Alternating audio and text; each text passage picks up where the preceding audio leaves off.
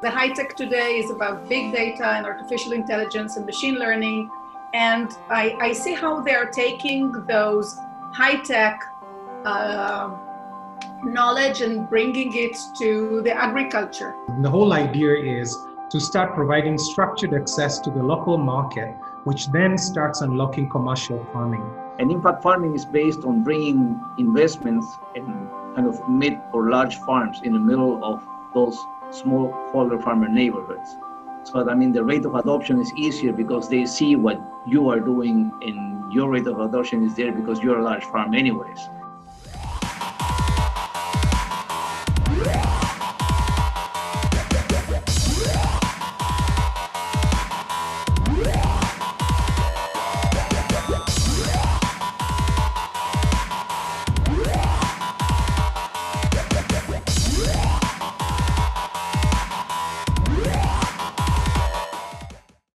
The cloud is great.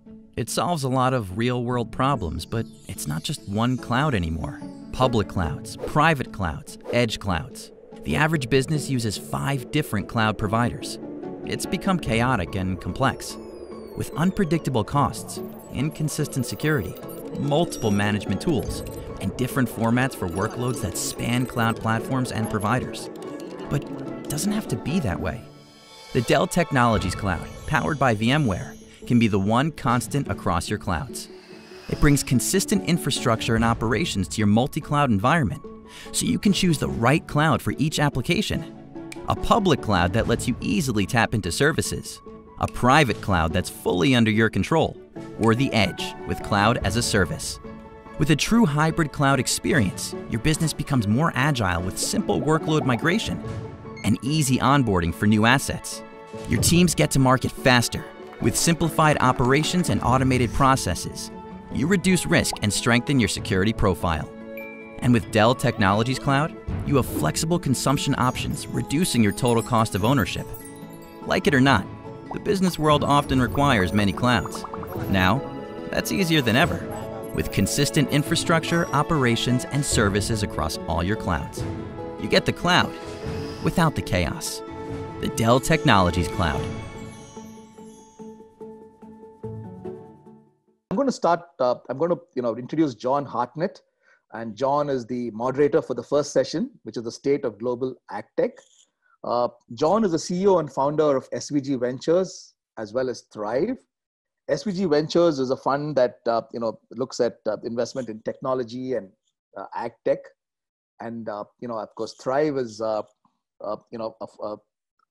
ecosystem enabler as far as agriculture and food and technology is concerned. So both these are right into this area of AgTech. John is also a 25-year technology veteran. I mean, he's worked with Palm, where he ran a $3.5 billion business and oversaw the integration of Palm with Handspring. So over to you, John, to conduct this panel for the next 40 minutes.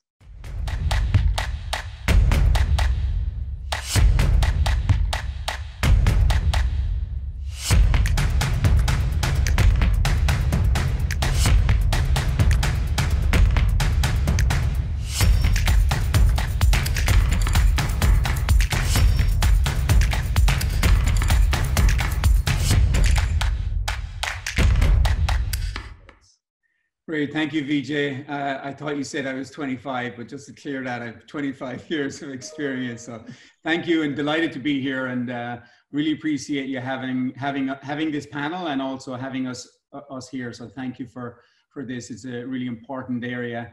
And good morning or good evening from wherever folks are kind of tuned in from. And the panel is, as Vijay mentioned, focused on the state of the global ag tech. The world's population is predicted to be 10 billion by 2050, meaning we have to feed 2.5 billion more people. And this population is also changing rapidly with an exploding middle class.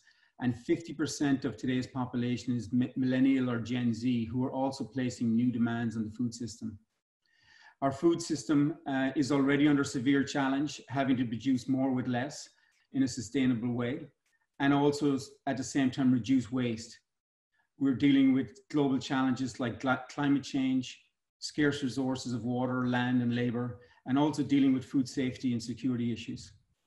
I think as we're all sitting in our homes, living through COVID pandemic, we're experiencing these challenges in the food system with empty retail shelves, meat packing disruptions, price increases, and also seeing an acceleration of key trends where home is the new place, where we're dining, ordering food, and we're seeing an acceleration in digital marketplaces, online delivery, automation, robotics, next generation farming, and next generation proteins.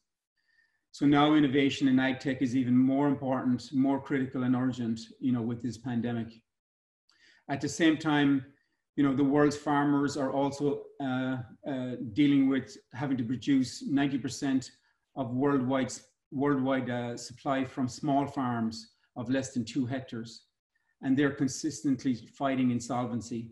Yet small farms are producing the majority of food for human consumption. And at the same time having to address the food supply and increase the food production by 70%.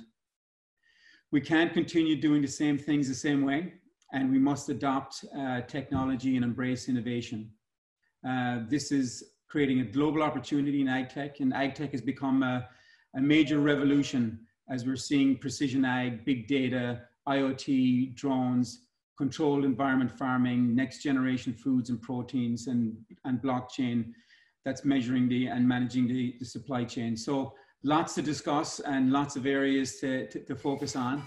Our panel is covering the globe literally today, from folks from Latin America, Europe, Middle East, Africa, and obviously here in the US as well. So delighted to be joined by my esteemed panelists here.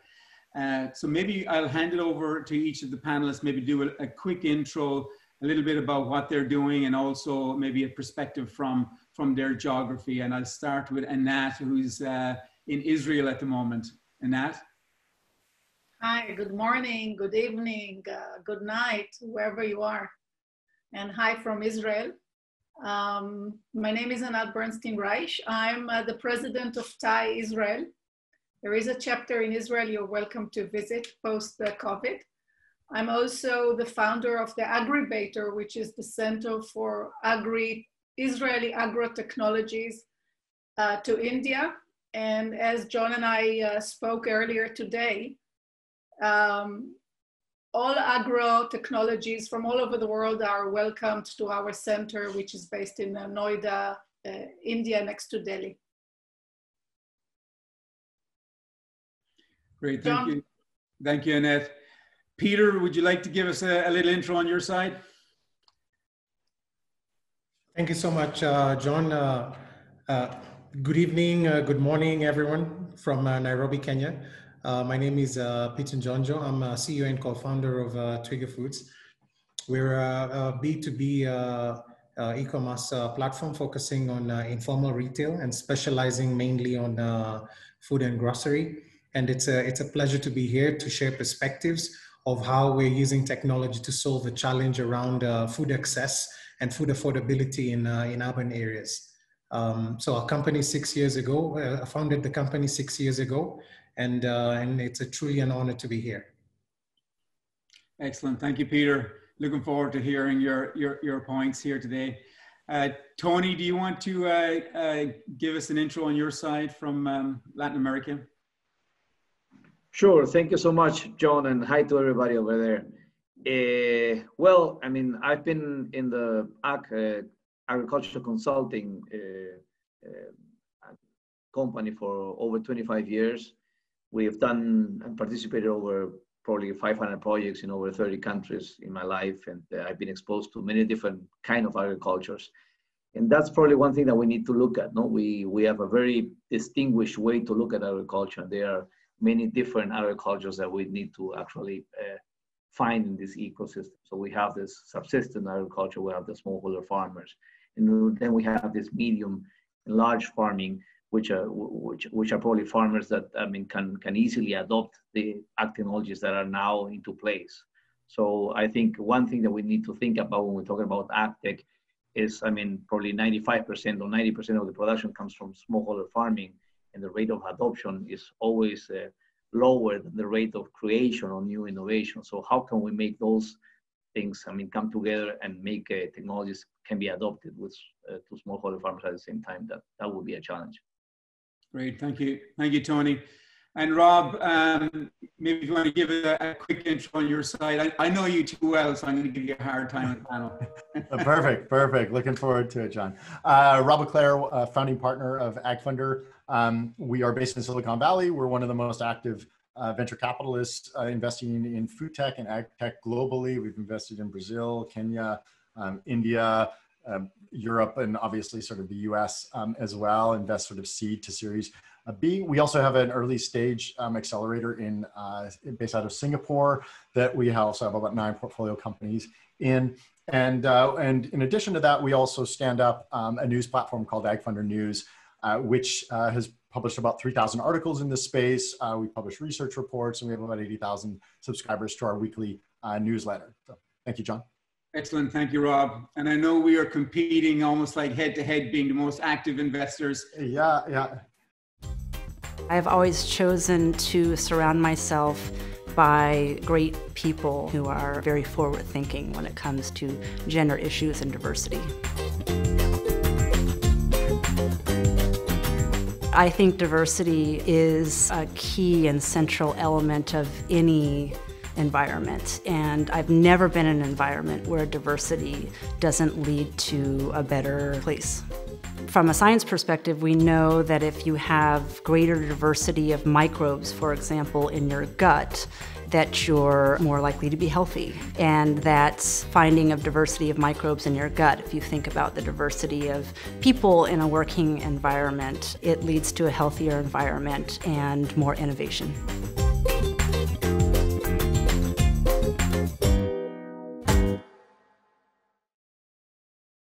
TechCrunch has us at #1, and I think AgFunder has you at #1. So somewhere in the middle, there's a real number.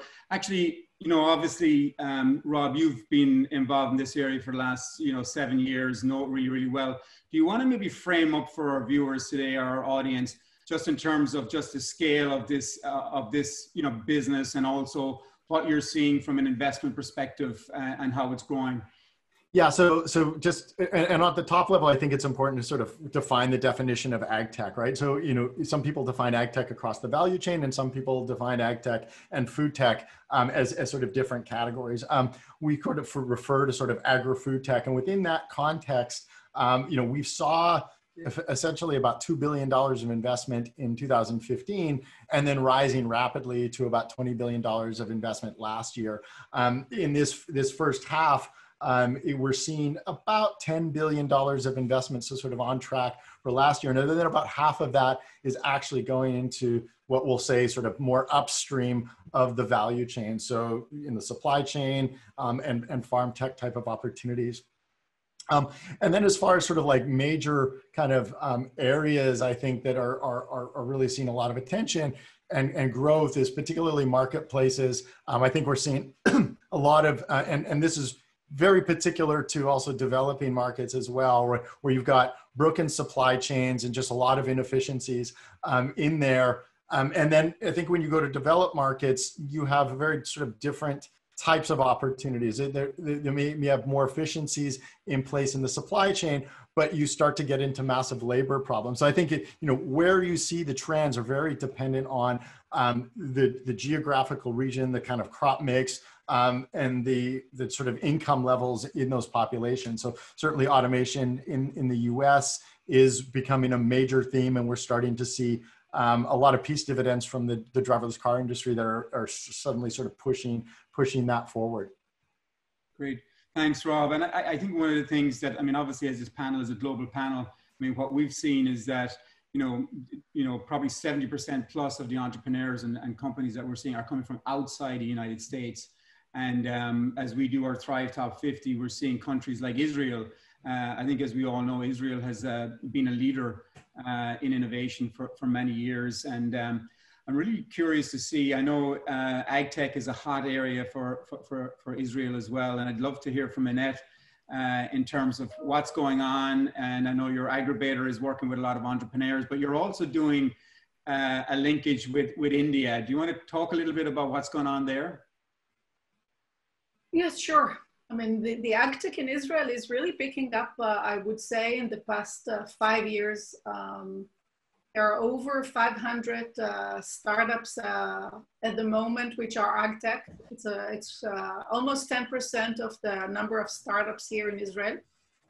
And it's fascinating to see how the interrelations between agri-tech and high-tech, because the high-tech today is about big data and artificial intelligence and machine learning. And I see how they're taking those high-tech knowledge and bringing it to the agriculture. Also, it's very interesting to look at the technology transfer offices of the Israeli academia.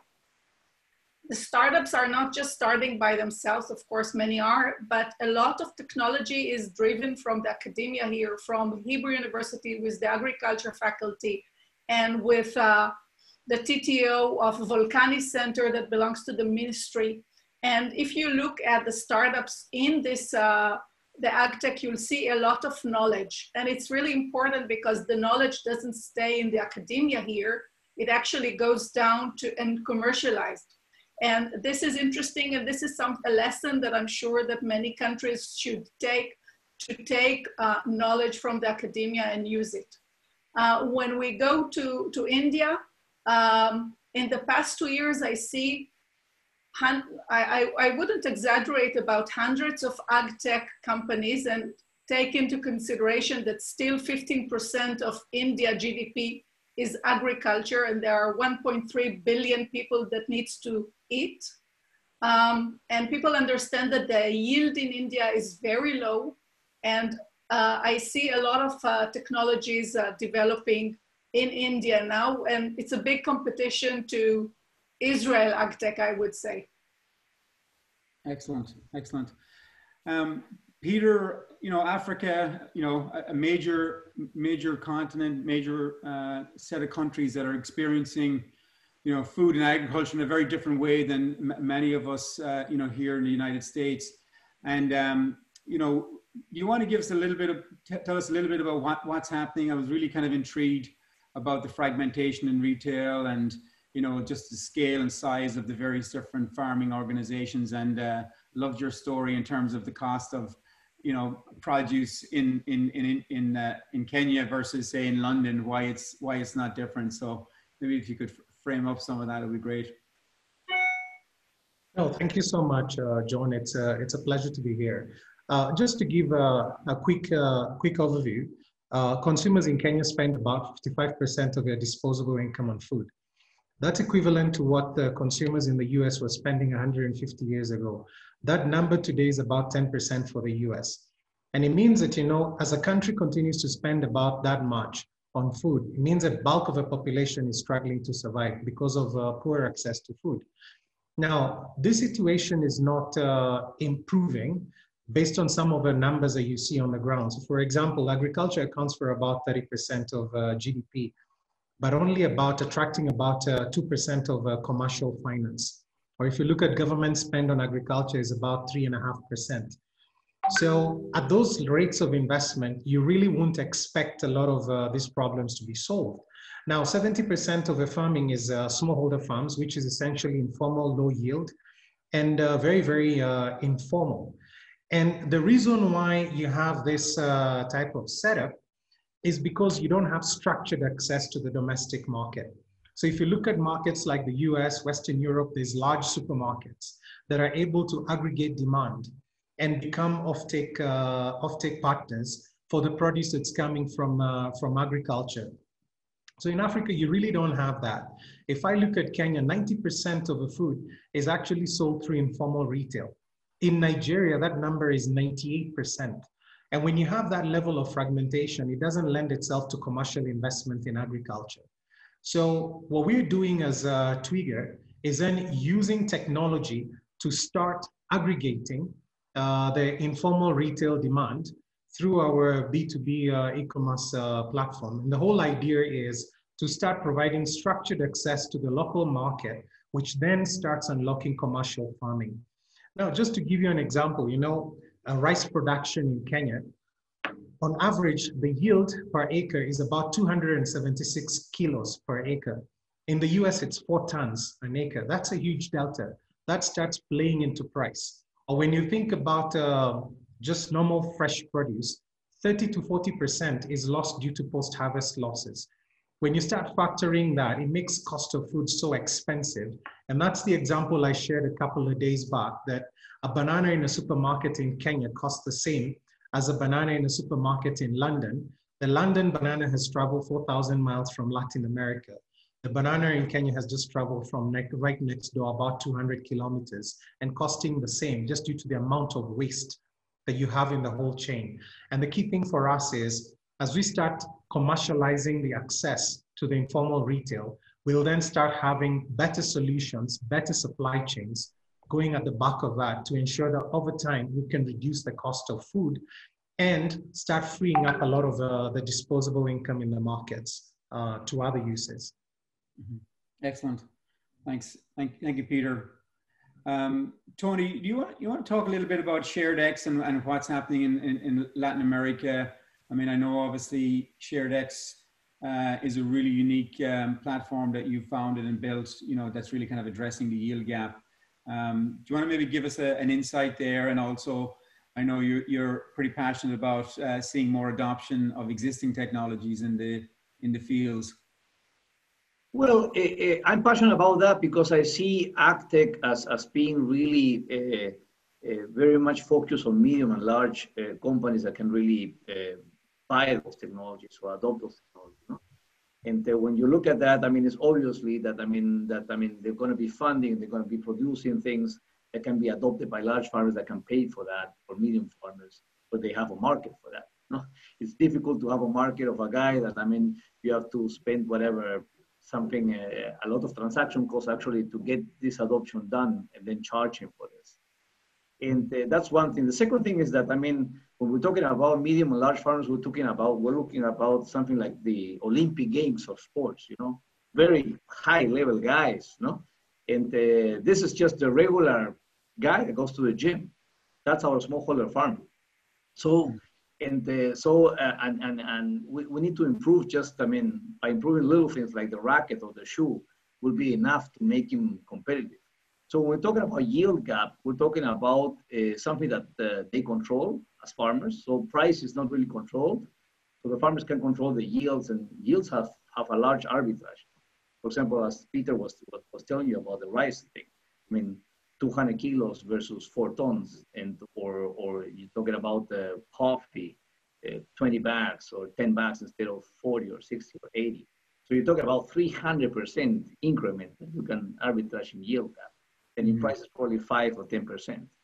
So, all those certifications like fair trade or whatever, they are sitting at the commercial level trying to make, the math there, but the math needs to be done at the field. So the rate of adoption is complicated. And what we have done in SharedX is we have kind of created a new model of business, which we call impact farming. And impact farming is based on bringing investments in kind of mid or large farms in the middle of those smallholder farmer neighborhoods. So the rate of adoption is easier because they see what you are doing, and your rate of adoption is there because you're a large farm anyways. So at the end, it's kind of a contagious way of doing that. And of course, we don't have the extension system like Bob has probably, Rob has probably in California, or Anat has in Israel. Those extension systems really work. But our extension systems in agriculture are like the ones from Peter. So in Latin America and Africa, that's really, really not working. So this is kind of a private extension system. When you build up a company that can really provide the access to technology for smallholder farmers that are around them. And that's what it is, because poverty at the end is a result of not having that access.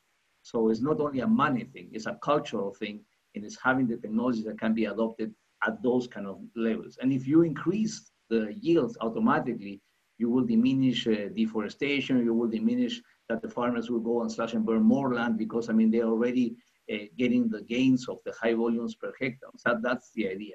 And by having a larger farm around it, you will also access to market through that larger farm that's already commercializing it without any intermediaries.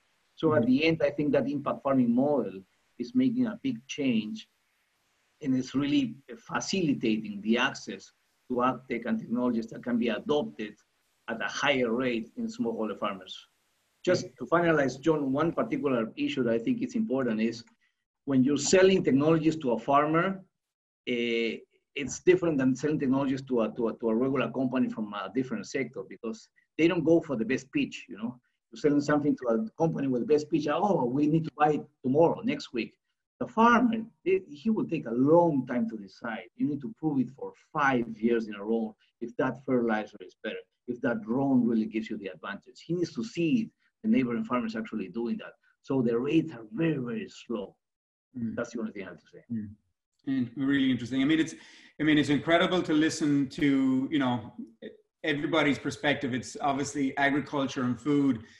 I mean, I'm obviously passionate about this space, but it's probably one of the most important supply chains and one of the most important areas that needs technology because of the impact it has on every country, every person, every family. You know, there's nothing more important than, you know, the supply chain that puts food on our table. And going back to why we're all sitting at our homes at the moment, you know, obviously COVID has kind of hit us, pretty well, and has a long-term impact. And maybe there's positives and negatives, with that. I mean, I'd love to just go around, to our panel just to give a perspective from your point of view of what you're seeing, happening in terms of COVID, and how that's accelerating or decelerating either kind of key trends. And maybe I'll start with Anat just to tell us a little bit about, I'm obviously curious about the Israeli side, but from an India perspective, I know that COVID is hitting pretty hard there as well. I'd really love to kind of just see what the impact on the food supply chain is. I think that the COVID, whether it's Israel or India, is teaching us self-reliance. When there are no flights, and especially Israel, when we are an island economy, we must be self-sufficient, also in our food supply. And when we come to India during the COVID came up with a special scheme, which is called self-reliance. They call it, there are a lot of Indians in the audience today, so I can talk in some Hindi. They came up with something called Atmanirbhar Bharat, which is self-reliant India. And they came up with a scheme that is called One Nation, One Market. Until COVID, farmers were restricted from selling in other territories, in other states. So it wasn't an efficient market. The COVID allowed Indian farmers to find their market and approach the needs. And this is a major issue today in India, that the farmers are able to reach their clients, not just in their locality, but in other states, which means that supply chain will have to be improved, the infrastructure will be improved, the access to the customer has to be improved in India. And this is a major thing, I would say, for India. When it comes to Israel, unfortunately, I see a lot of waste also here. We always say that there are 30% waste in the agriculture, but I live in a village which is next to a farm, and still I see a lot of wastage here. If you want to go out, I'll give you free melon, free cabbage, free cauliflower, just left in the farm, and you can use it and take it. And this is really upsetting that till date there are people poor and with very unaffordable produce. And here, just outside 100 meters from my house, you can take aubergine and zucchini, which are just left over. And this is very disencouraging from my perspective. Yeah, thank you, Nat. Rob, I mean, you obviously kind of see, I mean, we kind of see things kind of globally, and obviously on the technology side. What do you think that, COVID is going to do in terms of either advancing or accelerating certain technologies or areas here? Yeah, so I mean, I think there were sort of two areas that we've sort of pressed in on after speaking to our portfolio companies. And one, I think on the automation side, what we saw was lenders to farms, right, that are large real asset producers, got very nervous about the labor issues and how labor could basically bring that out, take that asset offline. And so we've seen a very, very strong push by growers for more automation. And that a lot of that is also coming from, again, their lenders. And so what was, important and talked about suddenly becomes essential because capital is going to be the lifeline of these businesses. So that was one area. And then I think what was really interesting, there was some Nielsen data that came out talking about the alternative protein space. And I think we saw 260% year-on-year growth in alternative protein, end of May or something like that. A real explosion there. And I think it's also changed the zeitgeist of people's thinking about the food we eat, the impact on the environment, the health implications of this. And so, we're certainly, and we have an alternative protein fund even for this that is investing in this space. And, I think the growth in that market is tremendous. So I think there's going to be some, and the shift that can have in the rest of the supply chain can't be, overstated, I think, as well, if these companies start to mature and really gain traction. So, Thanks, Rob. Peter, from your perspective, what have you seen? And obviously, maybe there's some silver linings, but there's obviously some challenges there as well. What way do you kind of look at the COVID scenario and the new world that we're going to be looking at, hopefully next year or soon? So I think just two sides to the coin. One is that it's really aided efficient companies like ourselves to operate better in this type of environment.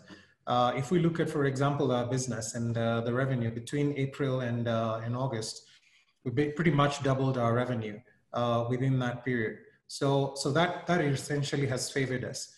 But what has also happened is that within the business, there's some value chains that have totally collapsed. For example, the potato value chain. We lost hotels, restaurants, cafeterias. Our whole business was decimated by COVID. So all the people that we were supplying potatoes for French fries, that just vanished overnight, and that had a devastating effect on us. And the key question now that we're asking ourselves is, some of the smallholder farmers, will they survive some of the losses that they've undergone during this period? And I think the lesson for us is, how do we then start building a more resilient supply chain that can actually absorb such shocks? Because when 70% of your supply chain is smallholder farmers, that makes it extremely vulnerable. So again, there's a lot of work that we need to do in terms of building the right type of farmers, commercial farmers that are actually more resilient during this period. Right. Thanks, Peter. Tony, in terms of LatAm, what are you experiencing? Well, I will agree with Peter, because that value chain is important. We have suffered the same thing in coffee, for example. We export a lot of coffee, Latin America in general, close to the States, for example. And I understand a lot of coffee is being bought now in the supermarkets, and it's better quality coffee than the ones that you drink at the office, because that's bought by the office boy probably. So this is good. High quality coffee is there at your home, but at the same time, all those small mom and pops roastery shops that were over 4,000 in the States, those are suffering because they cannot open the shops and they have problems there. And farmers that were supposed to actually service those are broken now. So that value chain is complicated. You have the intermediaries there and the middlemen that still are okay, but definitely the one that's taking the hit is the farmer. I agree also with Rob. I think definitely the mindset of post-COVID, idea of I need to eat healthy, I need to watch what I eat, I need to know where it comes from, blah blah blah. Because those ideas about biofortification of foods or plant-based proteins, that's going to come because people are going to change the way of they know now that, that COVID really hits the ones that are not really in shape, that are really, or extra fat or have some problems and sicknesses. And lots of that comes from the way you take your food in. So I think that's interesting to think. And that's the way, we're going to target our trends in the future. Yeah. Maybe I'll take a couple of questions from the audience. I'm looking at some of these have been upvoted, so I'll kind of look at the top ones there. There's a question here. What's the future of ag tech in 2030? Any of our panelists would like to jump in there? I see Rob itching to kind of. I mean, no, I mean, I can field it. You know, ultimately, you know, I think it's important to think about agriculture, at least in the developed markets, as a manufacturing process. But it's a couple orders of magnitude harder than traditional manufacturing. You're talking about organic, non-inert substances that are changing your outdoors. So it's very, very hard. And we're just now starting to get the technologies to make this a tractable problem. So I think we're going to see a lot of the principles behind high-tech manufacturing brought to agriculture. And then over the next 10 years, I think this brings a lot of efficiency, a lot of food security, and reduces a lot of waste in our food system. And then on the emerging market side, I think that we're going to see, you know, effectively, we can start to fix supply chains, allow farmers, smallholder farmers everywhere to access global markets. And I sort of expect to see levels of decommoditization as well, right? So, I mean, when you're working with sort of big companies like ADM and Cargill, and they just need to work at sort of a massive scale, and they're producing products for General Mills, you got a very kind of limited variety of kind of crops. I think as you start to get into lots of different types of indie brands that start to compete with the big players because of distribution advantages, and then on top of that, you start to have different types of crops all around the world that could be brought into our food system and commercialized for both the functional benefits and health benefits. I think we're going to see this decommoditization. And so a lot of opportunities, I think, in emerging markets to really have a lot of variety and then more resilience as well. So we're not sort of relying on, you know, potatoes as the, you know, the major crop in a region, for instance. Yeah. Potatoes will be always very popular in Ireland, being an Irishman. Sada has given me a signal that we've got 5 more minutes, so thank you for giving us an extra few minutes, given the fact that we had challenges at the start. I mean, maybe a combination of, for some of the other panelists, just a couple of quick you know, answers here, you know, both in terms of 2030 in the future, and also what do you see as kind of the top, you know, 1, 2, 3, or 4, or 5 the most impactful technologies that are going to make a difference? This was one of the, I'm kind of merged 2 questions together. Maybe Anat, do you want to take a look at that in terms of what you see coming down the road? I see a lot of the concept of functional food here, where, for example, we have a calcium-enriched lettuce or magnesium-enriched herbs. And so food is not just food anymore, but it's actually a medicine or a food supplement, which must be on. So this is a trend that I see, that food is not just food, as I said. The second thing is that I see a lot of environment responsibility in agriculture as well. And this has to do with the new technologies to avoid over pesticide, over watering, etc., which harm the environment. And I see a lot of technologies in this space as well, which is good for our environment. More than that, I see a lot of shared economy applications. I think that Peter spoke about it. In India, we see farming as a service, so that the mechanization and automation can reach the small farmer, and he can use the tractor and whatever. Like EM3 in India is now the Uber of the farmers. So we take applications from shared mobility into agriculture, and that's another trend that I see happening. So they don't have to really invest in capital, but they can use shared facilities, and they can increase their modernization, of course, yield and impact on the environment in general. Maybe Peter, and maybe then Tony, just in terms of you're looking forward in the future, and we've got about 3 minutes left, so I'm going to urge our panelists to be as crisp as possible. in terms of, you know, what do you see, you know, like 2030 looking like, and what would be your big bets? You know, what do you see going to revolutionize African agriculture? Well, I think the key thing is that first thing will be about just the basics, irrigation, because that's something that doesn't exist. So as we move into commercial farming, we should start seeing a lot more responsible irrigation coming up, which is very, very water efficient. The second thing is around yield. A lot of development of local varieties that really, really up the yield, because that's an important factor to be sorted out, and that has a long-term effect. And this takes time to put together. The third thing I think is what Anat mentioned around fortification. So I'll not mention too much about that, but there's a lot of nutrients that can then be passed through fortification of food. The last piece is around post-harvest loss management.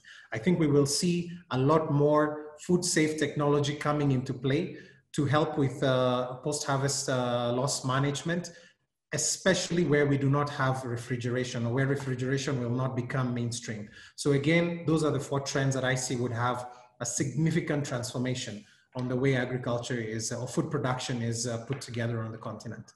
Yeah, thanks, Peter. Tony? Yeah, in my view, I think Peter is so much right, no? Because I mean, he's actually telling us, I mean, that irrigation and yield is so important. And that's like the agricultural revolution of 50 years ago in the States. So we're talking about those technologies are still valid and then haven't still be adopted. So we need to do something there to get adoption of those easy technologies that are still around. So I think one thing is informed decision farming. So you got more information. Informed decision farming is going to go from the top level of larger farms that need more information, from the smallholder farmers that need also information. So information is going to be still the key. And I think the second thing I would say, consumer driven. No? A lot is consumer driven. They need to trust, traceability, blockchain, purpose driven food. They want to know where it comes from, healthier, what Anat said, like functional foods, nutraceuticals, biofortification, all those trends are coming to stay, and they're not going to go away. So sustainability is a trend. That's what everybody wants in the future, and it's still coming on with new things. Yeah. Thank you, Tony. I think you're hitting a really important point. I mean, I had this conversation with U.S. Secretary Perdue earlier this year. Is some of the challenges just the adoption of the technology that's already there, rather than, you know, some new technology that's just hitting right now. And I mean, we've seen that so many times. You know, I've been a part of a company that invented a smartphone 10 years before Apple came out in 2007. We saw the same with the internet being around for 20 years until adoption. So I think probably the technologies that we're seeing today are probably the ones that are going to be the most explosive. And I think one of the areas that we didn't discuss a whole lot, which is getting probably $1 billion plus in investment, is controlled environment farming in terms of vertical farming, which is changing the whole dynamic from, it doesn't have to be from field to fork. It can be from a distribution center or retail, you know. So look, great conversation. I know we could have had a lot more time, and love to cover a lot more of the questions. I'd like to thank our panelists,